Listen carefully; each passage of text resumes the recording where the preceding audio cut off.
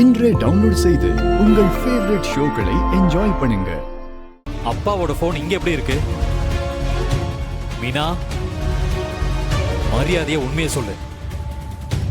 ஏய், உன்னதான் கேக்குற. அப்பா என்ன பண்ண? மீனா, ஏய், என்ன நடந்துச்சு?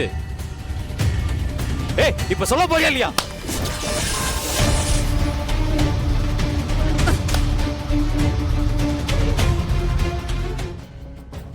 என்ன என்ன கைய நீட்டுற?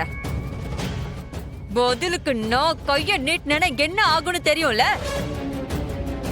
ஓ அப்பா எங்க போனாரோ போய் நீ தேடி கண்டுபிடி.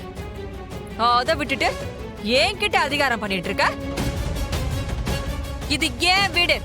இங்க அதிகாரம் பண்ற வேலையெல்லாம் வச்சுக்காத. இங்க ஏன் இஷ்டப்பட்டுதான் நான் இருப்பேன்.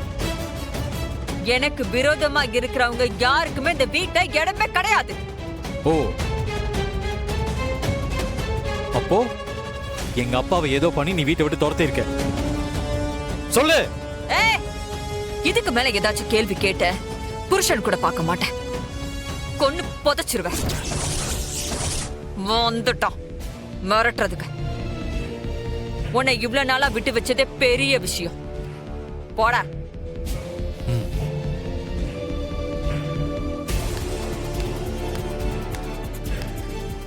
வந்துட்டான்.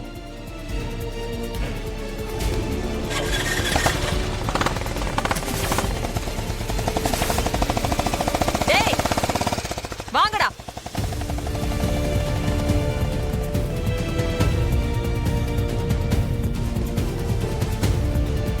மேடம் சொல்லுங்க மேடம்.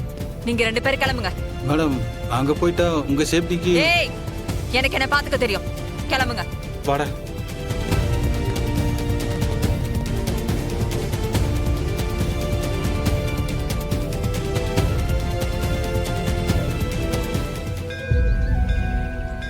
டேய் வெற்றி, உங்க அப்பாவுக்கு ஒரு தடவை ஃபோன் பண்ணி பாருடா. எதுக்கு? மறுபடியும் அவர் கழுவி ஊத்துறதுக்கா? உள்ள அவர் பேர்ல அர்ச்சனை பண்ணிட்டல, மறுபடியும் அவருக்கு உனக்கு அர்ச்சனை பண்ணுமா?